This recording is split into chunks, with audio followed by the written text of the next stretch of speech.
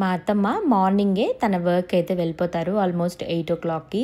So 3 days కర్నూలులో అయితే మంచిగా ఎంజాయ్ చేసేసి back to my Athamma's house.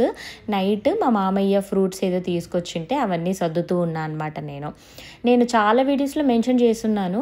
మా అత్తమ్మ వాళ్ళు మంచిగా వెజిటేబుల్స్, ఫ్రూట్స్, డ్రై ఫ్రూట్స్ ఇవంతా బాగా తీసుకుంటారు. మాకిప్పుడు అదే చెప్తారు, ఏది నెగ్లెక్ట్ చేసినా హెల్త్ నెగ్లెక్ట్ చేయకండి, మంచిగా వెజిటేబుల్స్ ఇవంతా తినండి అని చెప్పేసి. సో ఇవాళ లంచ్లకైతే మా అత్తమ్మ బీట్రూట్ తాలింపు అండ్ సొరకాయ తీయగూర అయితే చేశారు. తర్వాత కొద్దిసేపు అయ్యాక నేనైతే చికెన్ ఫ్రై చేశానమాట లంచ్లోకి. అన్నీ అత్తమ్మే చేశారు, నువ్వేం చేయవా సంబ్రీన్ అని అనుకోకండి. అయితే నేను కూడా మార్నింగ్ లేచి తనకి ఏదో ఒకటి కట్ చేసి ఇవ్వడమో ఇలాంటి చిన్న చిన్న హెల్ప్స్ చేస్తూ ఉంటాను. అండ్ ఒకవేళ నేను లేయకపోయినా కూడా ఇవాళ లేయలేదేంటి, కోడలు కదా మార్నింగే లేయాలి చెయ్యాలి ఇలాంటివంతా ఏమీ ఉండవు, అస్సలు ఎక్స్పెక్ట్ చేయరు మా అత్తమ్మ.